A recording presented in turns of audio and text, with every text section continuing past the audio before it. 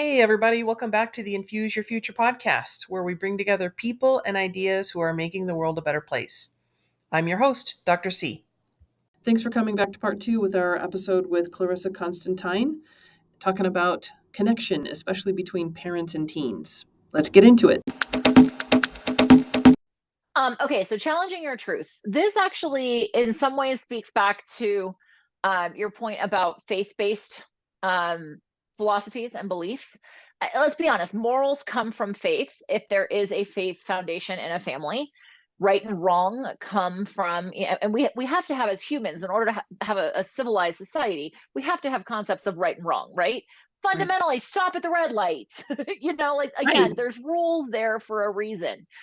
But there are also circumstances when, if something comes up for you and you're like, this is just wrong, I want you to ask yourself why. What do I believe and why do I believe it? This is something that's very common in that middle school into high school age range. And then oftentimes, unless you're like the perennial personal development junkie like I am, a lot of us stop asking why. Why do I believe this? Why did I just eat that? Why did I say that to so and so? Why do I feel this way? And again, I think this is where the accept versus agree comes in, about why do I believe what I do? Can I accept it? Do I disagree with it? Do I not accept it? As an example, shortly after gay marriage was legalized here in the US back in 2015, I was having a conversation with my mother, who was very, very conservative in her beliefs across the board. If I had ever come home with anything other than a Caucasian male, there would have been all kinds of craziness. And she had made a comment about, well, we've just gone too far in trying to give everyone rights. And I was like, okay, well, how do you decide who doesn't get what rights? And so we just kind of had this whole long conversation. And in her belief system, there were masters and gurus and such. And at one point, one of the questions that I posed to her was, her response was, well, I wonder what so-and-so master faith leader would say. And I was like, Mom, respectfully, he's not in this conversation right now. What do you say? What do you believe in your heart of hearts is the right thing for you without what somebody else is telling you is right or wrong? And she really struggled with that because she hadn't stopped to think about what was really right for her. And we see this in all arenas, not just in faith arenas. We see it in social settings where, again, broadly speaking, families where, or communities where there are a high number of doctors, lawyers, super high earners, right? It's unacceptable for my kid not to go to college. But why? Right? If we take the time to look at ourselves and go, why do I believe that this is the truth? That can help. And again, I'm not saying get rid of belief systems. I'm not saying get rid of higher education. I'm just saying if you want a stronger connection with somebody and you're disagreeing on something, one of the things that you can do is challenge what you believe to be true and why. Because truths can change too. That's exactly the conversation we're having in our house right now. Because my son is brilliant. He's not the type of kid that's going to do well at college. Doesn't like school. But, both my husband and I obviously went to college. And my husband is from a culture where that's what you do. You go to college, you go to the highest college possible, Ivy League if possible. And I'm trying to have the conversation that, you know what, he doesn't even have to go to college at all. He can start his own business. And in 4 years, instead of spending $400,000, he can make $400,000. That's almost $1 million difference. Those are some cold, hard facts. It is. And there are so many paths to success that have nothing to do with a college degree. Well, and to the point that your point at the cost, 400,000 at this point is kind of mid-range. And that is right? So depressing. That's I a mean, really big investment for and somebody who isn't invested in it. right. And for me, I feel like I did most of the right things. I went to college, I went to medical school, it was higher education. I thought being a doctor, that was it. You're financially set for life. You've always got a job for life. Boy, was I wrong. And 25 years later, I still owe a hefty student loan. 25 Sure. years later. I was actually doing a workshop last night for one of the big state colleges. I won't name them just for proprietary, whatever. But one of the big state schools with their pre-med program. And the conversation came up that applying to medical school costs an average of $4,000 to $5,000. Just applying to get in. I mean, it is mind blowing. But And anyway, even when you go ahead. and even when you get in, you cannot just study medicine. If you Mhm. just study medicine, you're going to be a poor doctor, working Mhm. paycheck to paycheck, treating patients the way someone else wants them to be treated, with zero say in how things are going. Right. So you have to learn that other stuff anyway, because they don't teach you finances in medical school. Exactly. Yep. There was another thought that I had in there, and I don't remember what it was. I don't know, but we'll carry on, shall we? Yes. With taking your time. Here's the thing, if you are already recognizing that there is some kind of disconnect between you and somebody that you'd like a stronger connection with, if it has already devolved a little bit, it has taken time to get there, usually. Now, granted, there are circumstances where one breach of trust can eradicate trust or can disconnect very quickly. But oftentimes it's more of a gradual process. And what that means is that it's going to take time to rebuild it as well. It takes time, it takes intention. And recognize that it may get a little, or it may feel a little worse before it feels better. One of the first therapists that I ever went to, because I am a big proponent of therapy and life coaching, just saying. I've got therapists and coaches. Right? One of the first therapists that I went to described that in any two human relationship, and I would argue maybe this even works like with humans and dogs as well, right? But we fall into this pattern of behavior where we kind of dance a dance and we get used to it, right? How many of us are like, oh, I know how they're going to respond? Well, guess what? They're saying the same thing about you because you present a pattern of behavior as well. And when you decide, because again, you can't control the other person, you can influence, but you can't control. The only one whom you can control is yourself. And those of us with ADHD might argue whether we can do that either. But, right, when we fall into this pattern of behavior, we dance this dance. And then all of a sudden, we decide to respond differently in a situation. We take a different step in the dance pattern that we're dancing.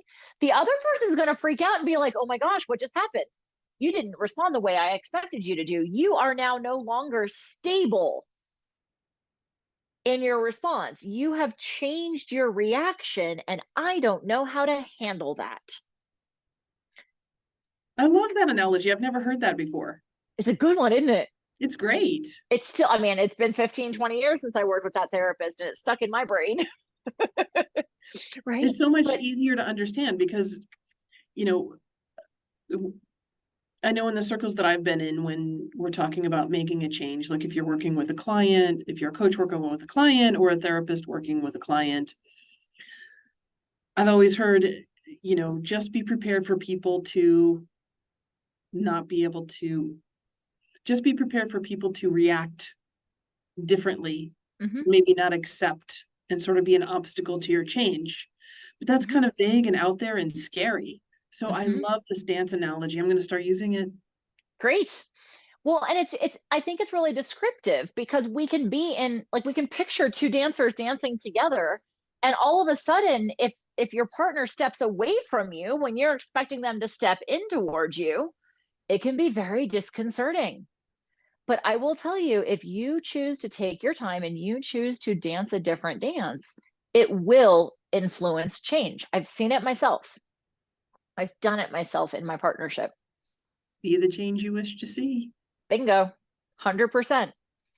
What that means is we also need to innovate. And you mentioned earlier that you have to be innovative with your kiddos because they're two very distinct human beings.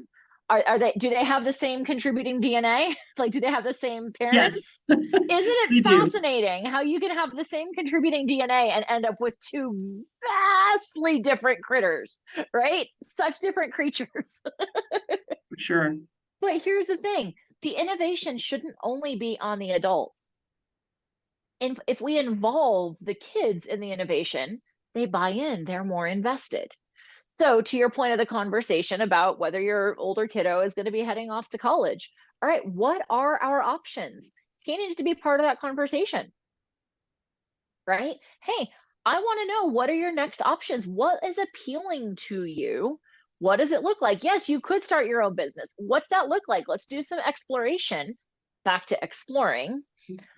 What's involved in starting a business? What's involved in filing an LLC in California where it's not inexpensive? Way less expensive to file an LLC in almost any other state than it is in California, you know? But like, what kind of business would you want to start? Let's go do some exploration. How much is a website going to cost? How much is it going to cost you for Google services, for emails? What's your marketing going to look like? Who are you going to market to? All of these things that a business coach could help with. You know, that's the exploration, but also innovation. What are some different ways that we could do this? Okay, marketing would normally cost $1,000 a month, maybe. How can we use ChatGPT and AI to make that less expensive, for example? We're always doing that as business owners. Why can't we do it with our kids? I saw my best friend do this with her 12-year-old who has ADHD and for the life of him cannot remember to do his chores. So at one point, she blew a gasket, took his phone away, and that was, worse than death for a kid who loves YouTube. And she was like, you can't have the phone back and you can't watch YouTube until your chores are done.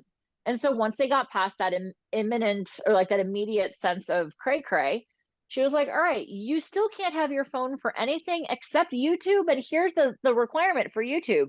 You have to go find 3 different systems on YouTube or from YouTube that you think might be able to work for us to help you remember to do your chores. Because I'm done. Like, mom's like, I have come up with every idea that I can. I know you want YouTube, so you get to use it for what I tell you you can use it for now, but you've got to come up with a different situation. Wouldn't you know, he found one that's working. I love that. It's a beautiful thing. I mean, they still have their occasional blow-ups because he's 12. Yeah. And again, 12 with ADHD means executive functioning could be as young as 8, right? But they're getting there.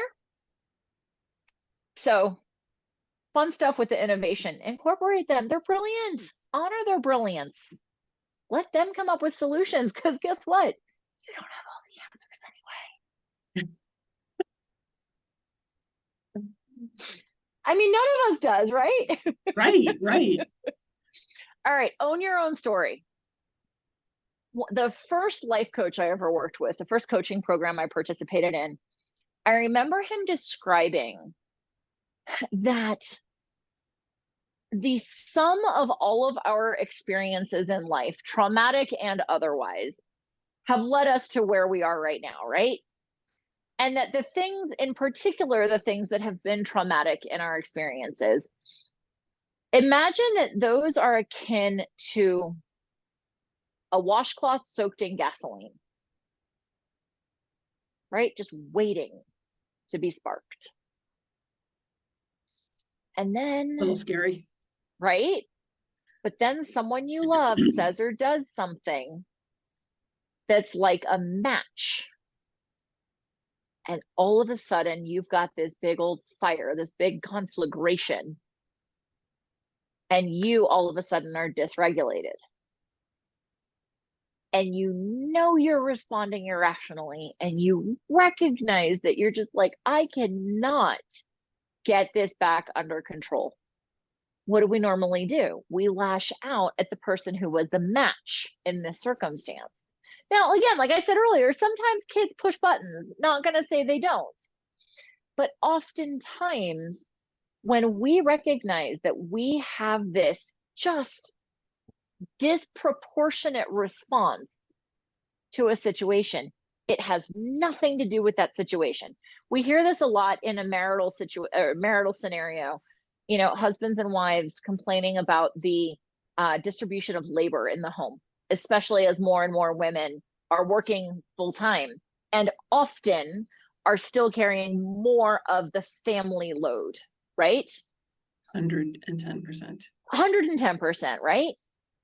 A lot of times, it's not actually the dirty dishes in the sink that are the issue, or the fact that he didn't take out the trash, or the fact that your kid didn't clean their room, or whatever the circumstance is. Because, of course, chores and responsibility as kids are aging up is another very, very common conversation in families, right? But what typically happens is mom nags and nags and nags and nags and then blows the gasket because nobody else contributes. And oftentimes it's not just the issue, or it's not so much the fact that nobody else contributes, but that mom feels unappreciated in every area of her life. Perhaps she was even the kid with an older sibling that always got the accolades because the older sibling was the brainiac and the valedictorian, or the older sibling was the captain of the football team, or the older sibling was all of this. And that as a kid, mom felt like she was growing up in the shadow of this older sibling. And then in a work environment, mom feels like other colleagues are getting more accolades or being more successful. And you can't lash out at work or you're going to lose your job. So then you come home and there's freaking dishes in the sink, or the husband can't bother to put his socks in the hamper, like you threw it at the hamper and you missed. Couldn't you pick it up and put it in, please? These are not conversations I've ever had in my life. Just saying. If it's unclear to the listeners, there is a load of sarcasm with that statement. Right? But it's that overall, there is a pattern of one person feeling unappreciated.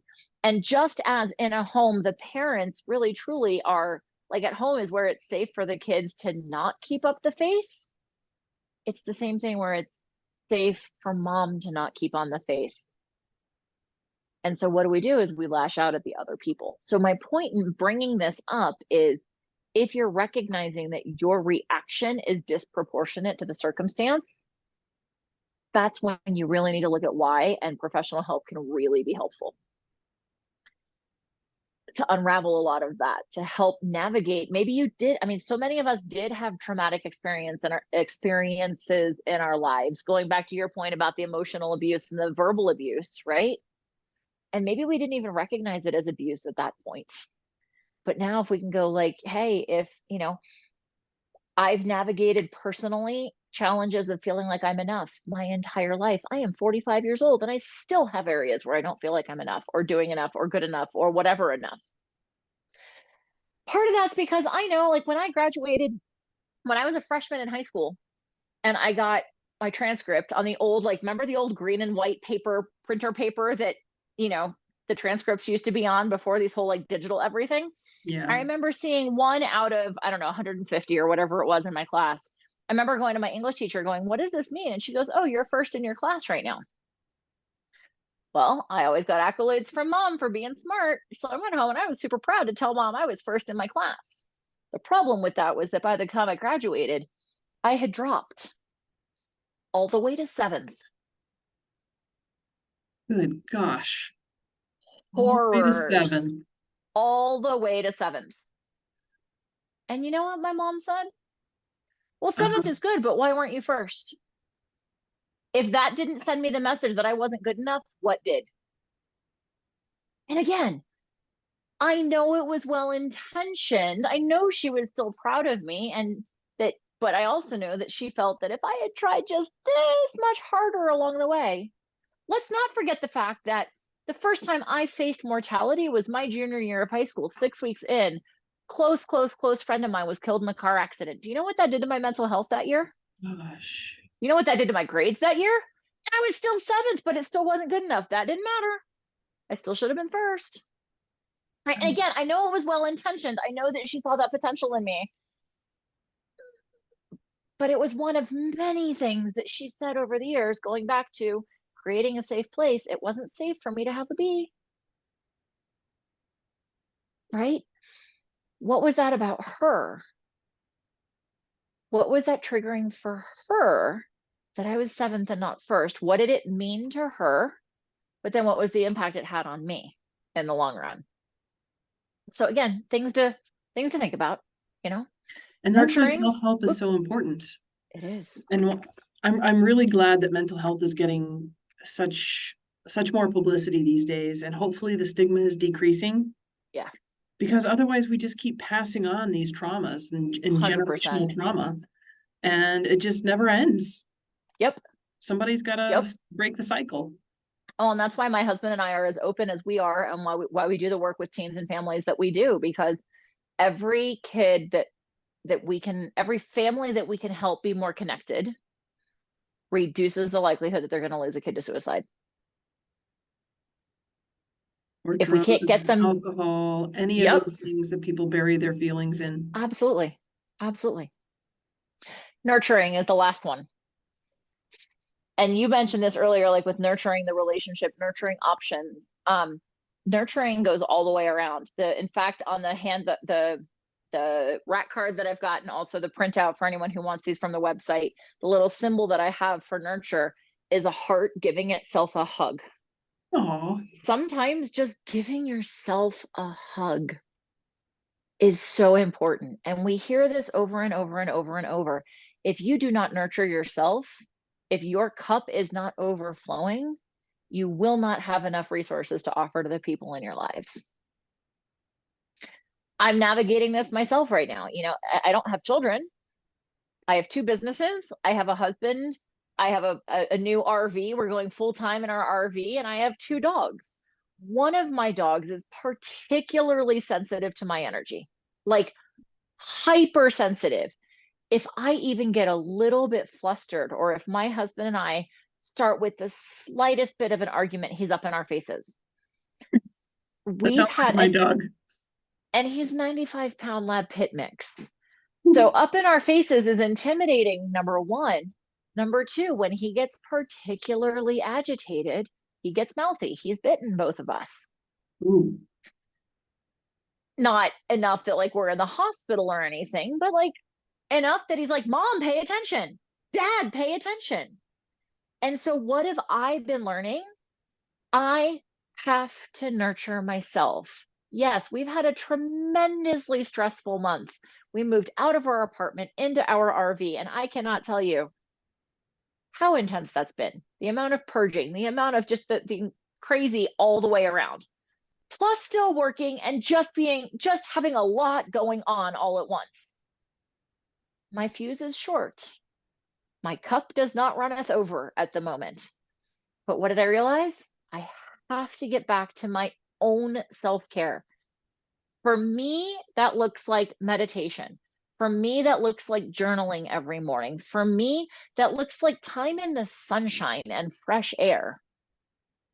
And I have to be intentional about those things. I have let those things go in the last month because I, quote unquote, haven't had time for them. But what that also means is for my dog, I have to get them out in fresh air. I have to get them out where they can go roll around on the ground and they can run and they can let that energy out. And I practice my training with them, right? I have to be intentional, not only about caring and nurturing for myself, but I have to be intentional about nurturing them, because they basically have the emotional maturity of toddlers, right? So I don't have the teenagers, but it's the same concept. Hey, kiddo, I noticed you've been pretty stressed lately, or you don't want to talk after soccer practice? Great. Later, could we go for a walk? I'm feeling like I need some fresh air and I'd love some company.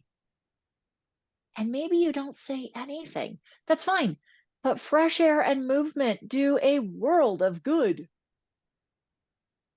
Maybe you don't talk, that's fine. But one other aspect in terms of nurturing the relationship with someone else, if you can do things side by side, like next to each other, shoulder to shoulder, it builds the feeling that you're on their team because you're side by side moving forward, as opposed to like sitting across the table having coffee at Starbucks, which is good, but that side by side does something psychologically that's like, hey, we're a team, we can do this together. So caring, nurturing yourself, nurturing your relationships, or the time with them, being intentional makes a big difference. Very well said. There you go. There's my philosophy on the foundations of connection. I mean, that was fantastic. That's what I got for you. Do you want to talk about your business at all? Sure. Where should I start? So ParenTween Connection, the way I put it, as I said earlier, is we are where parents go when they don't know where to go. My vision is to have a worldwide community that supports parents, primarily of kids between the ages of 10 and 20. But again, younger than that, older than that, those are very perforated edges. Our ParenTween Village is community for parents, grandparents, aunts and uncles, the immediate or the closer family members who just want a safe place to talk about life with teens and tweens. For a mom like you, hey, I'm feeling this way, my husband feels that way. I can see that my kid might feel caught in the middle. Let's just have a conversation. How might we be able to approach this so that we can be on the same page together somehow, some way? Maybe it looks like, okay, you're going to put a few college applications out and you're going to build a couple of business plans. That might be a middle ground that we can find is agreeable. But again, just community for parents. We also have a community for the professionals who support teens, tweens, and families. So our trusted experts are all federally background checked, reference checked, and interviewed so that when a parent says, hey, we are looking at college, I need support in figuring out what could be a good fit for my kiddo. Great, we have college admissions professionals that we can say, here you go. Or maybe it's, I don't know how to navigate this conversation about gender identity. Who can you connect me to? A couple of days ago, I had a mom who lives in the Middle East reach out to me. As of the recording our conversation today, there's a little bit of crazy going on in the Middle East, right? She said, we moved from the US a couple of years ago, and on top of the stuff that we have going on right now, my daughter's just having a hard time fitting in school and making friends. I'd love to find a therapist or a coach that she can work with. So we've got those kinds of folks as well. We also have a nonprofit foundation so that when we introduce a family to professionals and they say, hey, we'd love to work with them, but we can't afford it. We want to be able to help bridge the financial gap between families and professionals.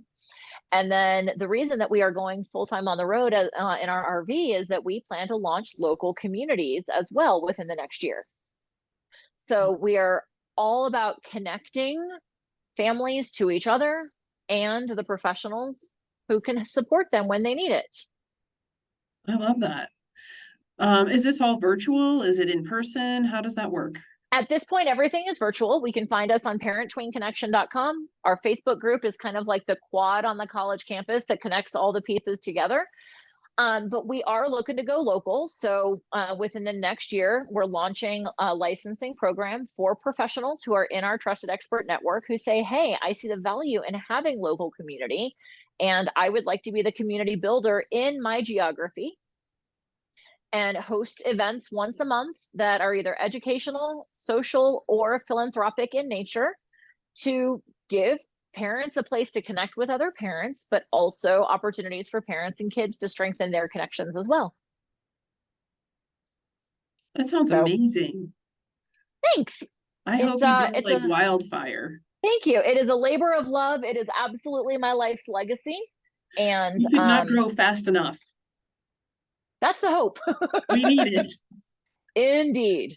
So our culture needs it. The world needs it. Absolutely. So yeah, I invite any of the listeners to follow us on, if you go to our website, it's ParenTween Connection. It's one T. In my mind, the T is the connection between the parent and the kids. Oh. And the W is actually in our logo. The W is in parentheses because we do work with teens and tweens and those families, all those families. But you can find us on all of our socials. I'm most active on Facebook and on TikTok, actually. Oh, okay. I think we've got a whopping 84 followers right now, but come on over and join us. That's 84 more than 0. Correct. And for folks who are interested, we do have connection calls once a month. They're on the last Thursday of the month at 8 o'clock Eastern, 5 o'clock Pacific. And each month we talk about one of the connections. So in November, we're going to be talking about observing. That sounds fantastic. So yeah, and those are free. Just come join, become part of the conversation. Yeah, And if joining ParenTween Village is of interest, great. But if not, like let's just create a community and help kids and help families. sounds wonderful. So I love to have a call to action at the end of each of my episodes. Do you have a call to action you'd like to give people today? pick one. So go to our website, ParenTweenConnection.com.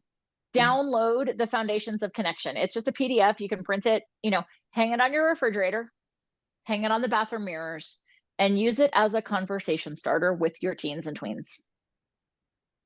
I am definitely going to do that today. I think that's a great. It's a start. Because here's the thing.